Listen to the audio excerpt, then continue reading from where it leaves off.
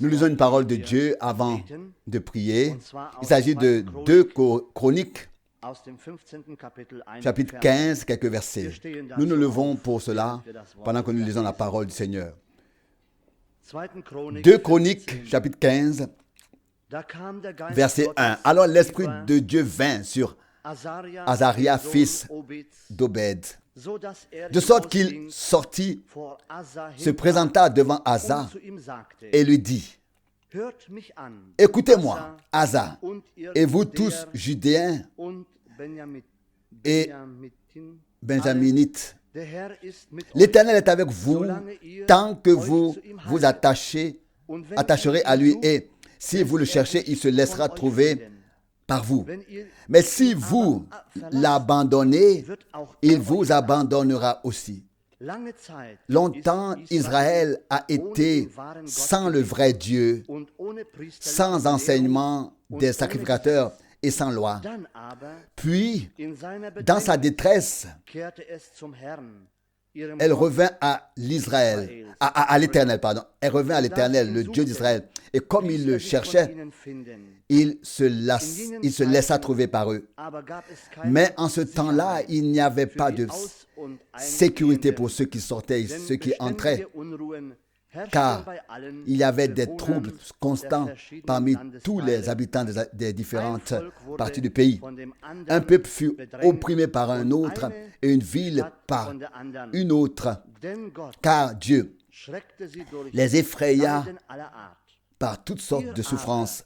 Et vous, soyez forts, ne laissez pas vos mains se relâcher, car vos actions seront récompensées. Jusqu'à là, cette merveilleuse et glorieuse parole de Dieu. Je voudrais peut-être répéter encore une fois du deuxième verset, la deuxième partie, B. L'Éternel est avec vous tant que vous vous attachez à lui, et si vous le cherchez, il se laissera trouver par vous. Mais si vous l'abandonnez, il vous abandonnera aussi.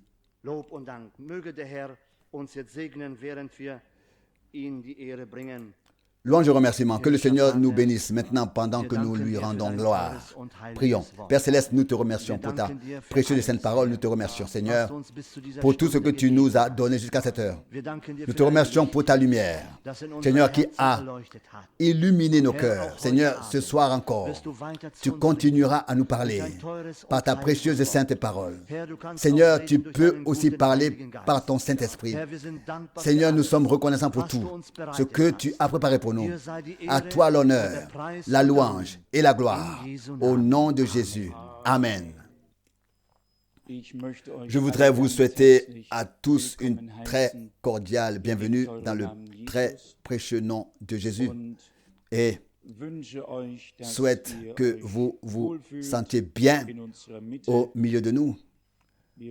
Nous essayerons de faire tout ce que nous pouvons pour que votre séjour ici soit le meilleur possible. Mais je crois que ce qui compte avant tout, c'est ce que nous emportons et expérimentons spirituellement. Ce qui compte en premier lieu, ce n'est pas la manière dont nous sommes logés ou nourris sur terre. Ce qui compte, c'est la manière dont nous sommes nourris spirituellement. La nourriture, quelle est la nourriture qui nous est offerte? Je voudrais d'abord lire rapidement quelques versets du chapitre 24 de Luc, puis d'Actes 1 et enfin de l'épître aux Colossiens. Peut-être puis-je demander que nous nous levions pour lire la parole. Dans Luc 24, nous lisons à partir du verset 27. Luc 24, verset 27. Puis il commença par Moïse et tous les prophètes, Luc 24, verset 27, et leur exposa toutes les Écritures qui le concernaient. Ils arrivèrent donc près du village où ils allaient en randonnée, et il fit semblant de continuer à marcher. Alors ils le contraignirent en disant, reste avec nous, car le soir va venir et le jour est déjà sur son déclin. Il entra donc pour rester avec eux. Là-dessus, s'étant mis à table avec eux, il prit le pain et après avoir prononcé des paroles de louange, il le rompit et le leur donna. Alors leurs yeux s'ouvrirent et ils le reconnurent, mais il disparut de devant eux. Ensuite de Actes Apôtres, chapitre 1, Actes Apôtres, chapitre 1, dès le premier verset. J'ai écrit, cher Théophile, mon premier rapport de tout ce que Jésus a fait et enseigné depuis le commencement, jusqu'au jour où il donna ses ordres par le Saint-Esprit aux apôtres qu'il avait choisis, puis il fut enlevé. Après qu'il eut souffert,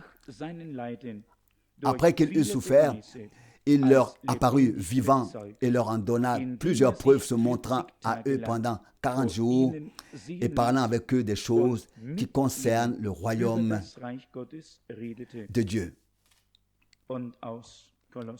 Et de Colossiens 1, du verset 24. Colossiens 1, verset 24. Je me réjouis maintenant des souffrances que je dois endurer pour vous, complétant en ma chair ce qui manque encore aux tribulations du Christ pour son corps, c'est-à-dire pour l'Église, dont je suis devenu le ministre par suite de l'intendance qui m'a été confiée par Dieu à votre égard, afin de transmettre parfaitement la parole de Dieu, parfaitement la parole de Dieu. À savoir le mystère qui, depuis qu'il y a des siècles et des générations d'hommes, a été caché, mais qui maintenant a été révélé à ses saints. Nous voulons prier. Père céleste, nous levons les yeux vers toi, ô Dieu. Nous ne sommes pas venus pour écouter les hommes ou leurs opinions. Nous sommes venus pour t'entendre et pour t'écouter et pour t'expérimenter. Nous te prions, sois présent, ô Seigneur. Parle par ta parole et par ton Saint-Esprit. Oui, comme ton serviteur l'a prié, tu es le Dieu de Daniel. Tu sais fermer la bouche et ouvrir et aussi l'ouvrir. Tu veux l'ouvrir quand ta parole est prononcée. Tu la fermeras quand on apportera ses propres pensées. Oh Dieu, nous n'avons qu'un seul désir dans notre cœur et c'est de faire ta volonté tant que nous sommes ici sur terre. Coûte que coûte. Car nous voulons subsister devant toi. Bénis-nous tous de la richesse de ta grâce. Et nous te prions que ta victoire se manifeste ce soir pour la gloire et la glorification de ton saint nom. Amen. Amen. Nous nous asseyons. Je suis reconnaissant à Dieu de tout mon cœur pour cette occasion qui nous permet d'exposer en ce lieu, en toute tranquillité et sans être dérangés, les choses de sa parole, en toute franchise devant la face du Très-Haut. Et sans avoir à tenir compte de qui que ce soit, ni de nous-mêmes, ni de quelqu'un d'autre. Nous vivons à une époque où le jugement commence dans la maison de Dieu. C'est un temps où toutes les choses doivent être mises en ordre dans l'Église. Et toutes les pousses sauvages doivent être coupées afin qu'elles ne prolifèrent pas. Et Jésus l'a dit lui-même au sujet du vigneron. Tout sarment qui porte du fruit, il le nettoyera pour qu'il porte davantage de fruits. Celui qui comprend la parole, nettoyer les sarments, c'est qu'on ne les met pas dans l'eau pour les laver ensuite, mais qu'on taille les pousses sauvages, on coupe ce qui ôte la vie à la vigne, au sceptre, afin que la vie puisse aller là où le vrai fruit doit se manifester. Ainsi, lorsque le Seigneur purifie, en ce temps, lorsqu'il émonde, lorsqu'il corrige, nous devons être reconnaissants, car c'est alors qu'il nous veut du bien. Nous sommes alors des sarments qui doivent porter du fruit et qui peuvent en porter. S'il ne taille plus, nous risquons d'être retranchés. Nous sommes en danger. Je préfère être circoncis que coupé. Je préférerais au temps de la grâce que le couteau tranchant de sa parole, qui est comme une épée à deux tranchants, fasse son effet sur moi, en moi, plutôt que d'être finalement retranché et jeté au feu. N'oubliez pas qu'il s'agit de sarments. Très souvent, nous avons entendu et fait la comparaison de l'ivraie et du blé, de l'ivraie et du blé, de la paille et du blé. Mais là, il est dit, tout sarment en moi. Donc, tout sarment en moi qui ne porte pas de fruits est coupé et jeté au feu. Mais tout sarment qui porte du fruit, il le purifiera, afin qu'il porte davantage de fruits et que le Seigneur soit honoré et glorifié. Il me tient à cœur de dire quelques mots sur ce qui nous concerne particulièrement en ce moment. Ce qui relève de la proclamation de la parole de Dieu. Et à la conclusion, à la conclusion bénie, nécessaire à la perfection et à l'achèvement de l'Église de Jésus-Christ. Et c'est pourquoi j'ai choisi cette parole ici lorsque le Seigneur Jésus a commencé à parler à ses disciples, ayant commencé par Moïse et tous les prophètes, et il a pu leur montrer et leur révéler les Saintes Écritures dans leur signification et leur accomplissement divin. Nous croyons que nous vivons à l'époque où toutes les choses arrivent à leur conclusion. Et si les moqueurs se moquent, cela aussi est prédit dans la Bible. Qu'à la fin des temps apparaîtront des moqueurs qui marcheront selon leur propre convoitise, qui ne reconnaîtront rien, mais qui seront imbus d'eux-mêmes orgueilleux et vantards, et ils suivront leur propre voie. Mais cela me rappelle la conversation d'un frère avec un homme qui ne croyait pas en Dieu. L'incroyant lui a dit en face, mais Dieu est mort. Et le croyant dit, ce n'est pas possible. Je viens tout de suite de lui parler. Je viens justement de lui parler. Tout de suite. Le non-croyant dit, non, mais Dieu est mort. Et le croyant dit, ce n'est pas possible. Je viens là à l'instant de lui parler, de parler avec lui. Vous voyez, nous pouvons parler avec Dieu. Nous pouvons parler à Dieu. Nous pouvons lui parler. Nous pouvons être en communion avec lui, dans sa présence. Ceux qui sont morts, ce sont les pécheurs. Ceux qui sont morts dans le péché et la transgression. Mais Dieu est vivant.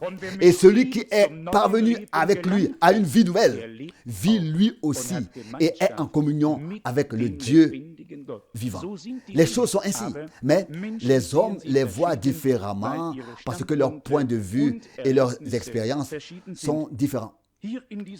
Ici, dans cette parole, et cela me touche particulièrement depuis lundi, j'ai marché le cœur et la tête courbée pendant tous ces jours pour montrer au peuple de Dieu, à partir de la responsabilité qui m'a été confiée, la voix claire de Dieu en ce temps, donc le chemin. Et je peux le dire de tout mon cœur. Devant Dieu, je n'ai pas de point de vue personnel à défendre, je n'ai pas de dénomination à laquelle j'appartiens, je n'ai donc rien à défendre, si ce n'est la vraie foi en Jésus-Christ, toute la révélation de sa parole et de sa volonté telle qu'elle nous a été transmise et laissée dans les Saintes Écritures. Tout le reste n'est pas mon affaire. Nous avons constaté, ou pouvons constater,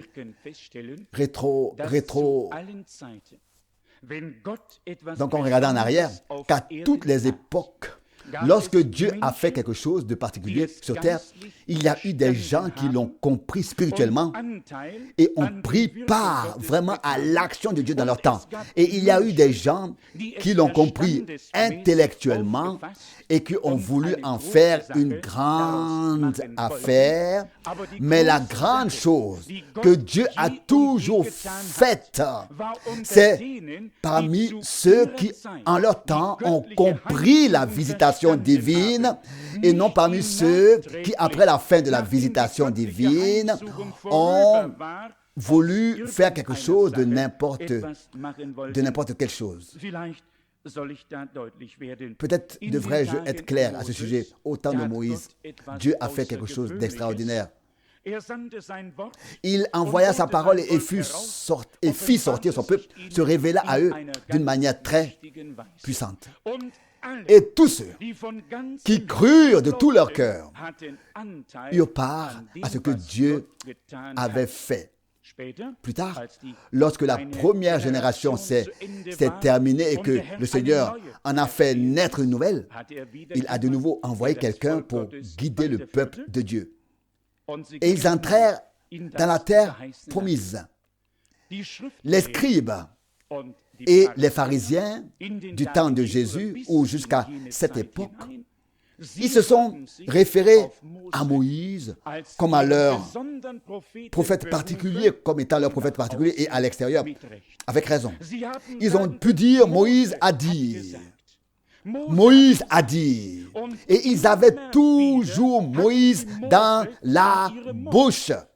Moïse a dit cela. Qu'est-ce que tu dis? Moïse a dit, et Moïse a dit. Mais ils n'ont pas vraiment cru ce que Moïse a dit.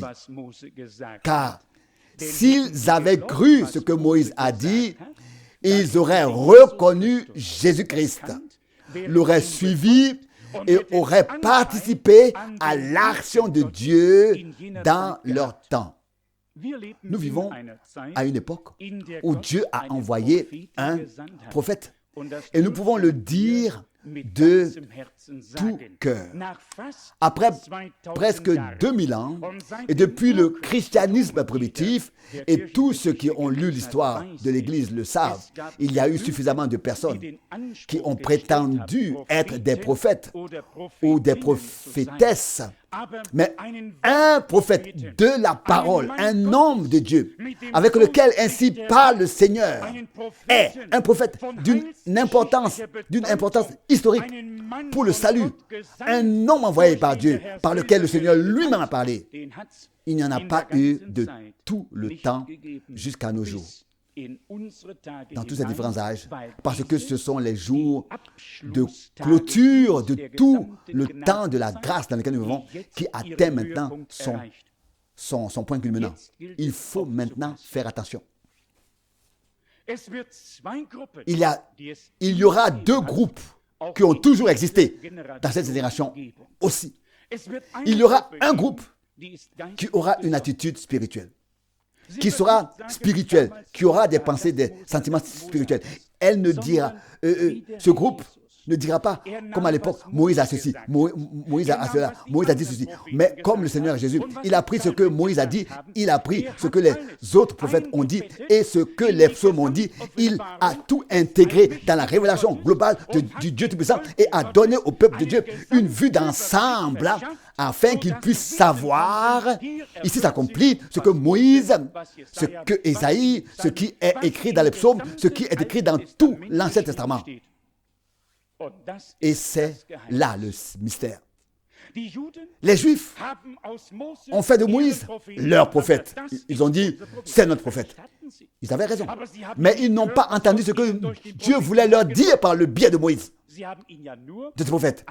Ils l'ont seulement utilisé comme l'homme qui était le bienvenu dans le concept global qu'ils avaient établi eux-mêmes.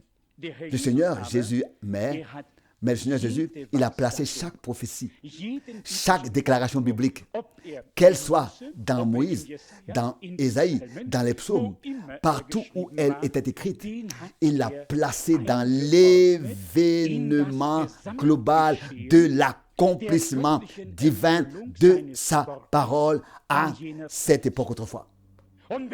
Et si nous regardons en arrière dans l'histoire de l'Église, il y a eu une période de réformation. Dieu avait un homme puissant, et cela, personne ne le nie, l'un des plus grands qui ait traversé notre pays. Mais que s'est-il passé? Qu'est-ce que c'était? Ce n'était qu'un reste qui, à l'époque, a compris ce que Dieu leur avait donné. Les autres en ont fait toute une histoire par la suite. Et on dit, oh, ce Martin Luther, c'est notre homme. Oui, c'est leur homme, jusqu'à aujourd'hui encore. Mais la question est la suivante. Où est Dieu? Où est l'ensemble des événements du salut? Où s'accomplissent les promesses des Écritures? Et après que le Seigneur en eut fini avec ce grand homme de Dieu, on forma une organisation et on en fit telle ou telle direction. Et Dieu a envoyé un autre, et ce jusqu'à aujourd'hui. C'est l'homme d'une certaine direction de foi, et c'est arrivé. Et cela s'est répété au fil des siècles, tout au long de l'histoire de l'Église. Frères et sœurs, cela ne doit pas se répéter dans cette génération. Cela ne doit pas se répéter dans cette génération. Le seul qui a le centre dans son Église, c'est Jésus-Christ, notre Seigneur lui-même. Et nous sommes liés et tenus devant Dieu de mettre en contexte, dans le contexte, d'apporter dans le contexte et de mettre dans son contexte et d'intégrer toutes les prophéties de l'Écriture, donc de mettre dans leur contexte, de sorte que tout s'enchaîne et s'accorde harmonieusement afin que Dieu puisse recevoir ce qui lui revient de plein droit avec nous tous. Il ne faut donc pas que nous sortions n'importe quelle chose de son contexte et que nous disions « notre prophète a dit cela ». Ce qui a été dit est vrai. La question est, pouvons-nous le mettre dans le bon ordre, C'est l'autre question. À l'époque, les scribes savaient exactement ce que Moïse avait dit. Mais la question était, pouvait-il le classer? Avait-il les yeux divinement ouverts? Était-il loin et placé par Dieu? Je l'ai déjà dit ici, mercredi soir. Quelle différence! Il y a les scribes et les pharisiens, ils pouvaient sortir citation après citation de Moïse. Soudain, il y a un pécheur, un publicain et les disciples du Seigneur. Quelle qu'a été leur composition? Des hommes selon le cœur de Dieu.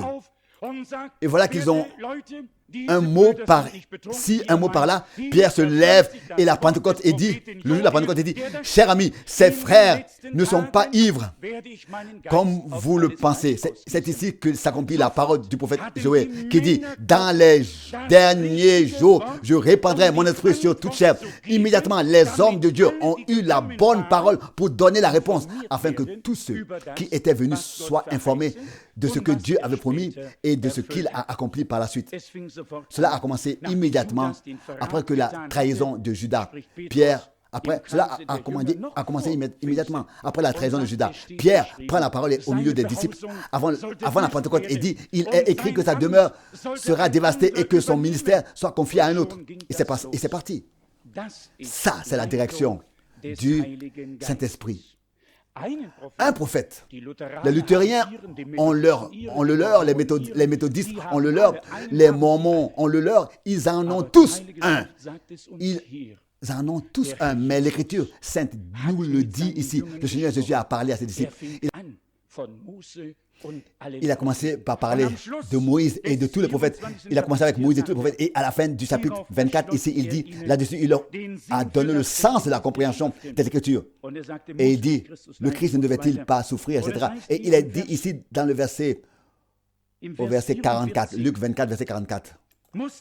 Puis il leur dit, voici ce que je vous ai dit quand j'étais encore avec vous, qu'il fallait que s'accomplisse tout ce qui est écrit de moi dans la loi de Moïse, dans les prophètes et dans les psaumes. Dans toute la loi de Moïse, dans tous les prophètes et dans les psaumes. Cela s'est accompli.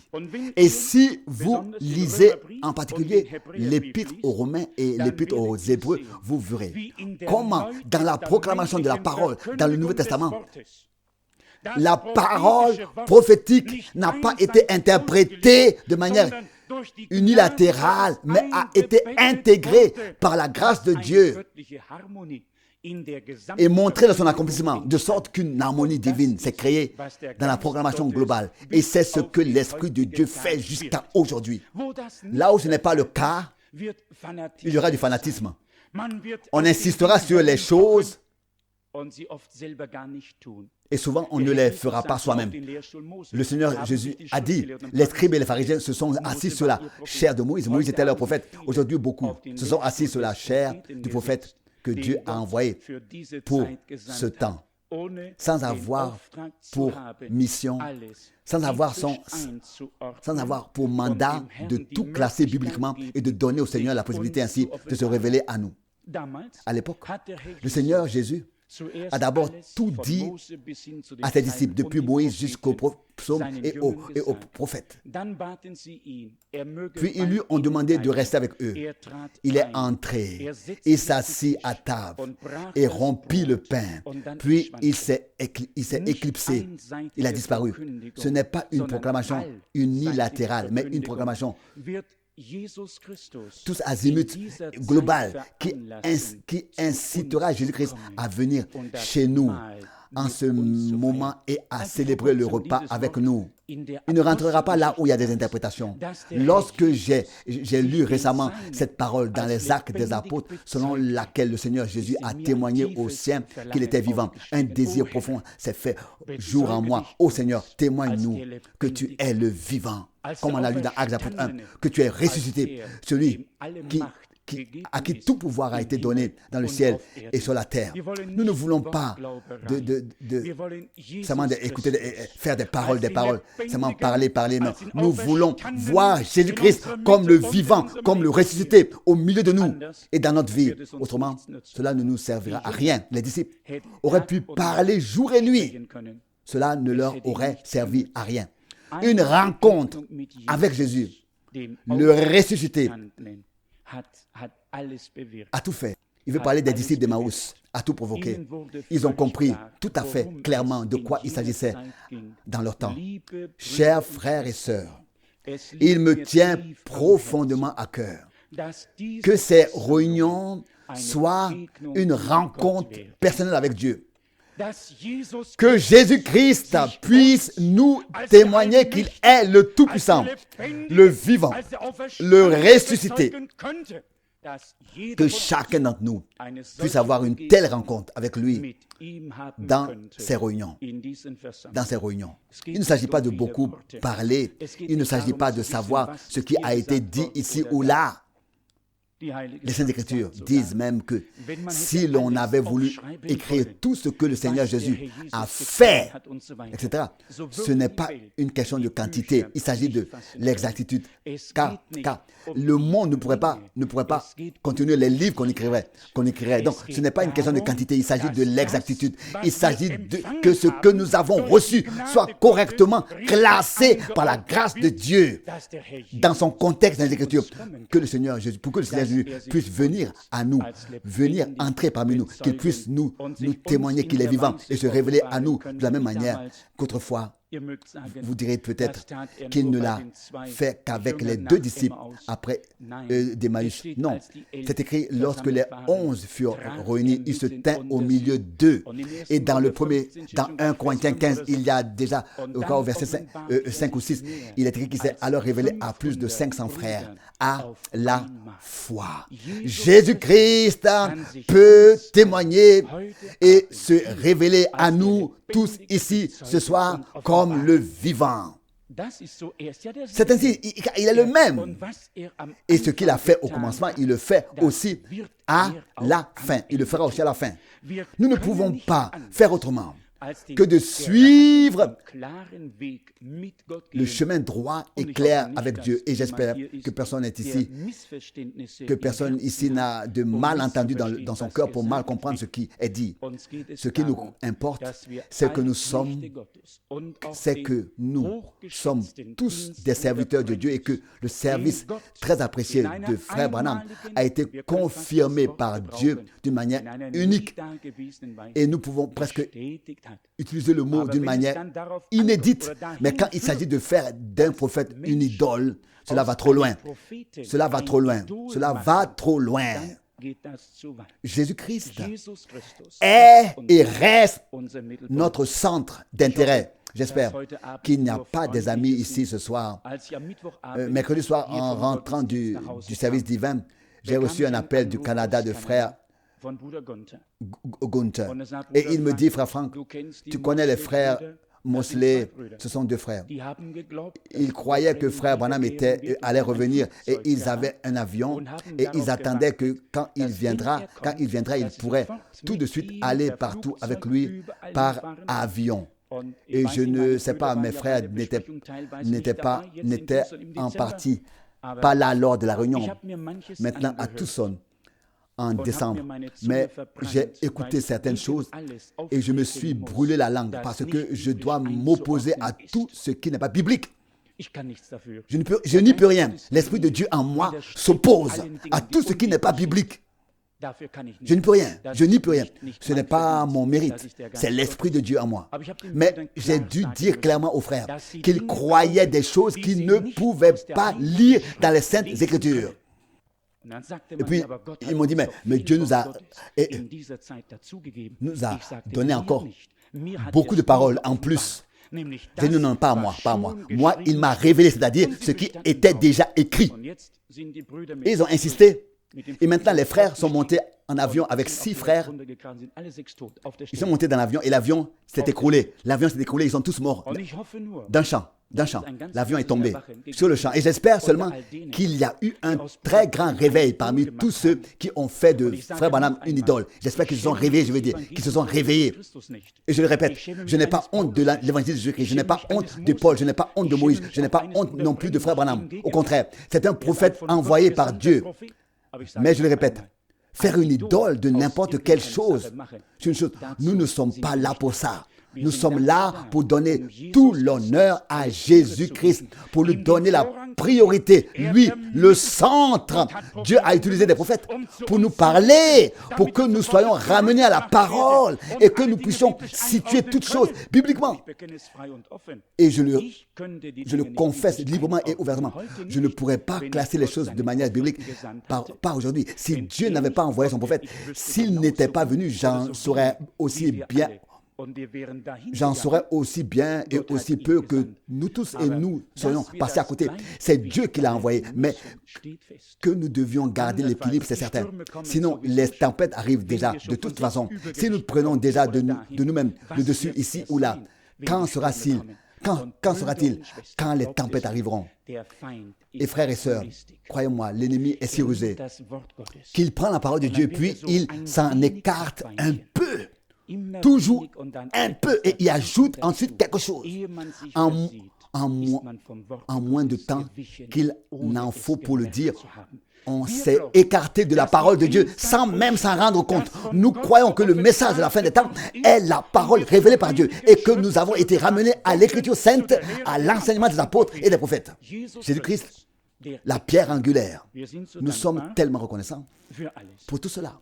Et de même que le Seigneur Jésus, à l'époque de sa première venue, après sa résurrection, a témoigné aux saints qu'il était vivant.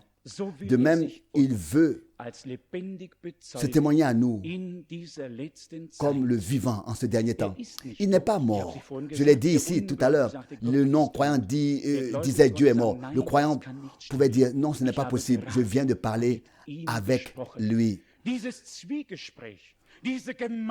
Cet entretien, cette communion, cette nostalgie de désirer Dieu, l'avons-nous dans notre cœur ou nous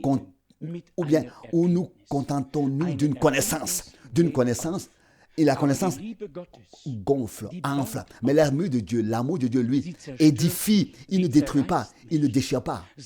Il construit, il bâtit, il édifie dans la mesure où tous sont édifiés sur ce fondement unique qu'est Jésus-Christ, pour devenir une habitation divine, une maison de Dieu dans l'esprit, en esprit. Dieu veut faire de nous de tels gens qui marchent dans ses voies, qui sont guidés par son esprit, conduits par son esprit, qui marchent dans les limites, dans le cadre de sa parole, qui ne s'écartent pas ici et là et ne courent pas après les choses, mais qui suivent tout simplement le droit chemin. Plus tard, Paul a dit qu'il voulait que la parole de Dieu soit parfaitement apportée conforme au mandat qui lui avait été confié dans l'Église. Il voulait ce mot parfait, parfaitement apporté. On l'a lu dans Colossiens. Soit parfaitement transmise parfaitement. C'est très important. Pas seulement d'une manière ou d'une autre, mais conformément à la volonté de Dieu. Transmise parfaitement, sous la direction du Saint-Esprit. C'est lui qui, à l'époque, Colossiens 1, 25, c'est lui qui, à l'époque, a pu donner aux églises des éclaircissements sur les mystères qui étaient cachés depuis la fondation du monde. Pourquoi? Parce qu'il lui avait été donné de voir dans les mystères de Dieu. Et de la même manière, il a été donné par Dieu à frère Branham à cette époque de regarder dans les plus profonds secrets de la parole prophétique et de les apporter au peuple de Dieu. Mais cela n'autorise aucun d'entre nous à sortir et à dire voilà, je viens maintenant au même nom que celui que Paul prêchait. L'un d'eux a dit je connais Jésus et Paul aussi, mais toi qui es-tu? Parce qu'on a la connaissance, on pense qu'on peut faire ceci et cela. Cela ne sert à rien et à personne, à moins qu'un appel divin clair, une commission claire est sortie de la bouche du Seigneur, n'ait été donnée pour que ce que Dieu a chargé ou ordonné soit ensuite exécuté. Et alors, il y a un témoignage qu'on a. Il n'est ni ni nécessaire que quelqu'un s'avance ici et parle d'une vocation divine ou d'un appel divin qu'il a reçu. Mais je voudrais dire ceci. Personne ne pourra jamais comprendre ce que cela signifie de porter une responsabilité devant la face de Dieu pour l'Église à cette époque, dans ce temps. Et quand on voit alors des choses qui ont dévié, c'est comme nous avons l'habitude de le dire, excuse, que si quelqu'un peut sentir avec sa canne, n'est-ce pas, qu'il y a quelque chose qui ne va pas. Et quand on dit quelque chose, alors il y a des gens qui le comprennent mal. Parce qu'ils ont tout de suite l'impression qu'on n'a pas rendu l'honneur nécessaire à frère Branham. Les Saintes Écritures disent que nous devons donner l'honneur à celui qui le mérite. Et il est écrit, toute la gloire est à notre Dieu. Il suffit de lire l'Apocalypse pour voir comment les 4 êtres vivants et les 24 anciens et toutes les armées célestes se joignent au chant de louange. Qui est alors honoré là? Aucun prophète. Seulement celui qui est assis sur le trône. Celui qui est assis sur le trône. C'est à lui que reviennent tout honneur, toute gloire et tout renom, toute gloire. Tout le reste n'est qu'enthousiasme et pas l'Esprit Saint. Au temps de Moïse ou même au temps de Saül. Et ainsi de suite, il y avait toujours des gens qui étaient enthousiastes. Et il y en avait aussi qui étaient sous l'enthousiasme prophétique. Vous l'avez lu au jour de Samuel et de Saül. Il y avait des prophètes, c'est-à-dire des hommes sous enthousiasme prophétique. Mais cela n'a pas servi. Cela ne leur a pas servi du tout. L'onction, c'est ce qui a fait la différence. Il y a aujourd'hui des gens qui sont sous l'emprise d'un enthousiasme prophétique. Ils sont emportés, transportés, mais c'est un enthousiasme. Ce dont nous avons besoin, c'est de la révélation de Jésus-Christ, qui s'est manifesté comme la somme du tout en ce temps, comme l'alpha et l'oméga. Frères et sœurs, si nous parlons si sérieusement ici, face à face, ce n'est pas pour rien. La venue du Seigneur est imminente. Où est l'Église épouse de Jésus-Christ? Un enthousiasme prophétique ne suffit pas.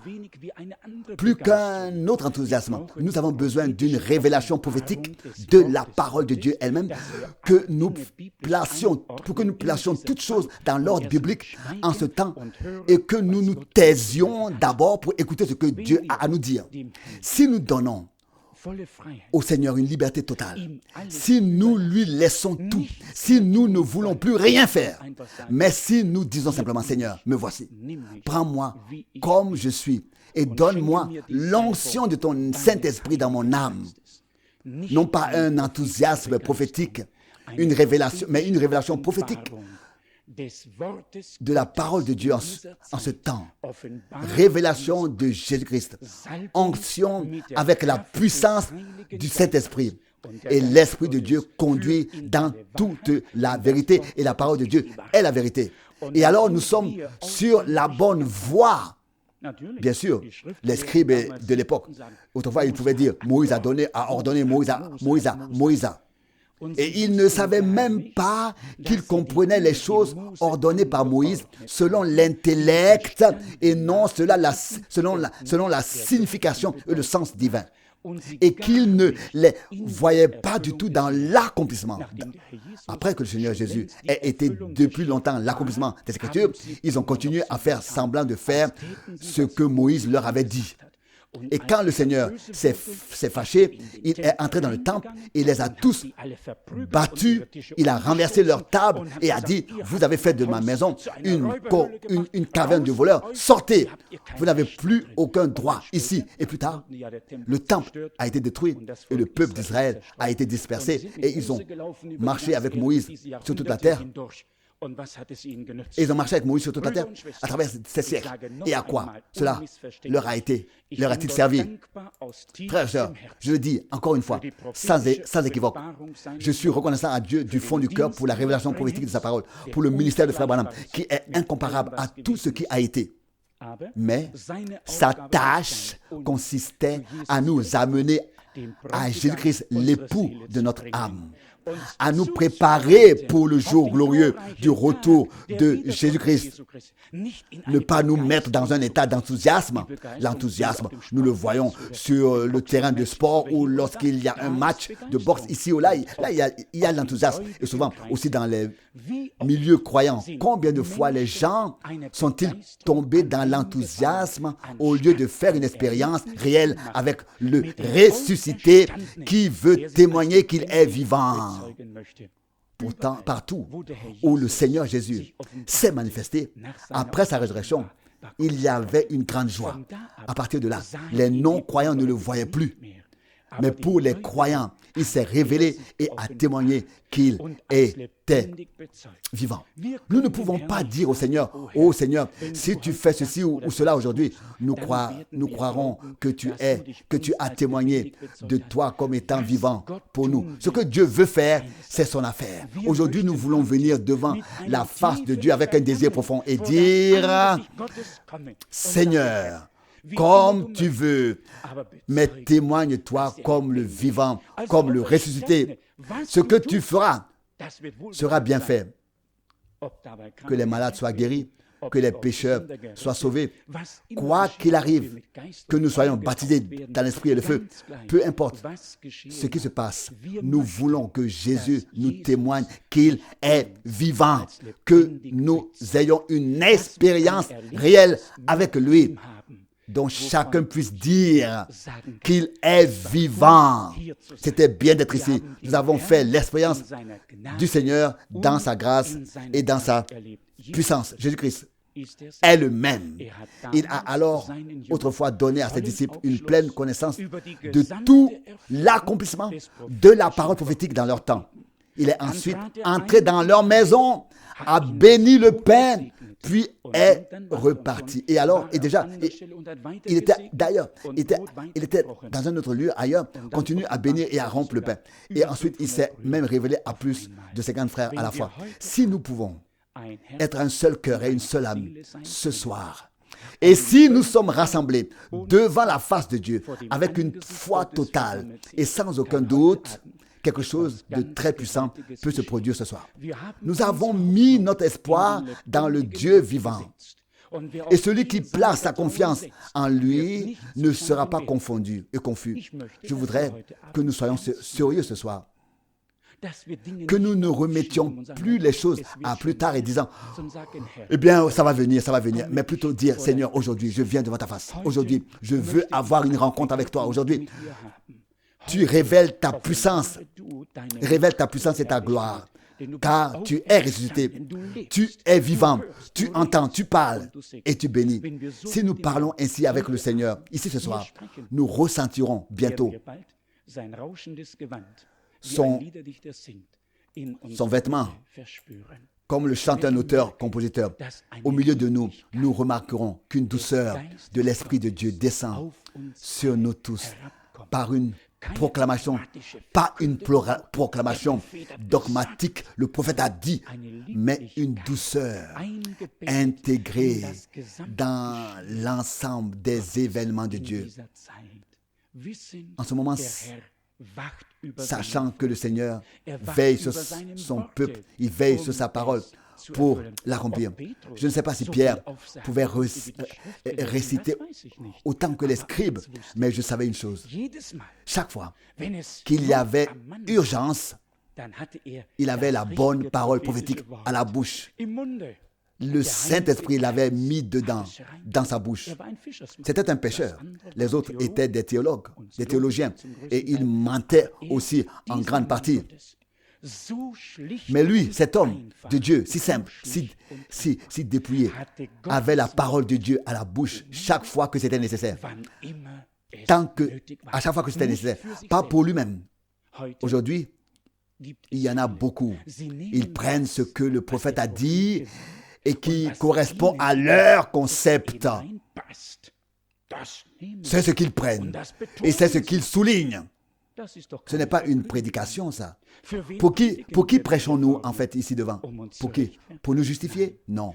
Nous prêchons, comme le dit Paul, pour éclairer tout le monde sur le mystère qui était caché aux enfants des hommes depuis la fondation du monde, mais qui a maintenant été révélé à ses saints. C'est bien de cela qu'il s'agit, et non de la justification. Dieu est celui qui justifie. Et Paul dit aux Corinthiens, ce n'est pas celui qui se recommande lui-même qui est recommandé, mais celui que le Seigneur recommande.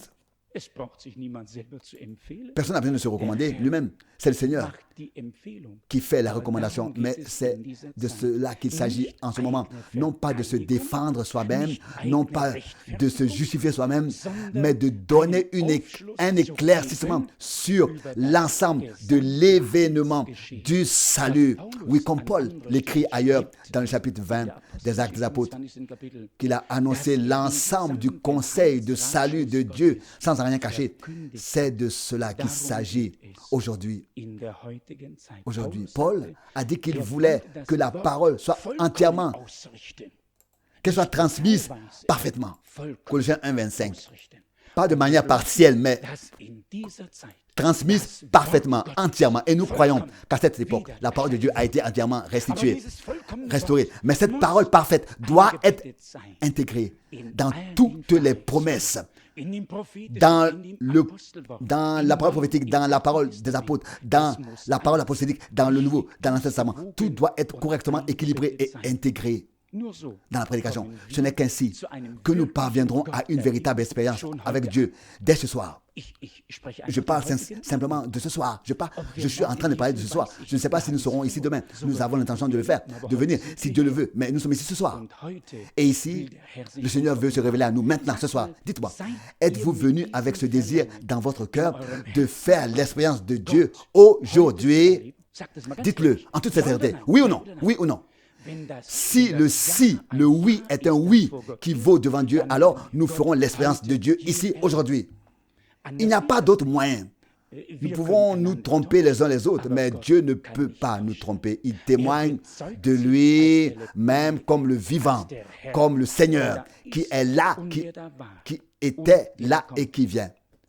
Nous connaissons, nous savons aussi, tous les autres apôtres du Nouveau Testament, ils ont toujours, prenez Jacques, quand on leur a demandé, que va-t-il arriver maintenant avec les païens? Alors, il s'est levé et a dit, Pierre vient de dire, Pierre Simon a dit que c'était comme c'est écrit dans le prophète, que Dieu se tournera vers les païens et qu'il enlèvera un peuple pour son nom, sortira un peuple pour son nom, qui portera son nom. Les apôtres n'avaient pas la parole prophétique pour leur propre défense, mais pour montrer à l'Église, comme dans Actes Apôtres 15, Jacques, qu'une partie de l'histoire divine du salut s'accomplissait maintenant dans leur temps. Et c'est pourquoi Dieu était avec eux. Et ils étaient un seul cœur et une seule âme, unis et maintenus ensemble par l'amour divin, qui est le lien de la perfection. Si la parole de Dieu doit être parfaitement transmise, alors l'amour parfait de Dieu doit aussi remplir nos cœurs, dans lequel la parole parfaite doit être enchâssée, intégrée, afin qu'un fruit parfait puisse naître et croître dans ces derniers temps. Nous savons que Dieu a achevé l'œuvre de la création au dernier jour. Tout était déjà beau, mais quand les choses ont été achevées, Dieu s'est réjoui. Le 7e jour, il se reposa de toute son œuvre, de tout son travail, et il vit que tout ce qu'il avait fait était très bon. Dans cet âge de l'Église, tout arrive à son terme. Et ce que Dieu fait est bien fait. C'est une œuvre glorieuse, une œuvre magnifique. Parmi tous les peuples, toutes les langues et toutes les nations, le Seigneur a son peuple. Il les appelle, il les bénit, il leur témoigne qu'il est le vivant. Frères et sœurs, lisez donc cette parole dans la prière où il est écrit, il se montra à eux comme vivant 40 jours et 40 nuits. Vous savez ce que cela signifie? Dieu ne dort pas et ne sommeille pas. Il est le gardien d'Israël. Lui, le gardien de son Église. Que ce soit le jour ou la nuit, Dieu a toujours le temps de parler. Nous pouvons toujours compter sur son aide et sa bénédiction. Mais nous devons nous dépouiller complètement, sortir de nous-mêmes, nous oublier nous-mêmes. Nous devons mettre de côté tout notre savoir-faire et toute notre volonté et dire, Seigneur, me voici. Nous sommes ici en tant que ton peuple et nous pouvons le dire en toute humilité. Dieu nous a fait la grâce d'être les moins instruits en ce temps, en tant que personnes qui savent le moins, que nous avons reçu suffisamment de paroles, de révélations divines pour pouvoir classer bibliquement ce que Dieu fait maintenant et apporter dans le peuple du Seigneur toute la parole, toute la révélation et qu'elle soit scellée dans le cœur de ses disciples. Comme l'a dit le prophète Ésaïe, scelle l'instruction dans le cœur de tes disciples. Non pas dans tous les hommes, mais dans le cœur des disciples, de ceux qui te suivent. Qui est un disciple de Jésus? C'est un disciple. C'est un écolier. Le mot disciple et élève est le même. Un disciple est un élève à l'école de Dieu. Aujourd'hui, beaucoup veulent être des maîtres. Et comme l'écrit Paul, vous avez beaucoup de maîtres. C'est bien joli, mais la Bible dit qu'un seul est notre maître et c'est Jésus-Christ. Et un seul est notre Seigneur, c'est lui. Mais il n'y a donc pas de maître, mais il y a des instituteurs. Et nous n'avons pas besoin d'eux. Nous avons besoin de pères en Christ, des hommes de Dieu qui apportent la parole du Seigneur du plus profond de leur cœur et qui disent au peuple de Dieu ce que l'Esprit a révélé.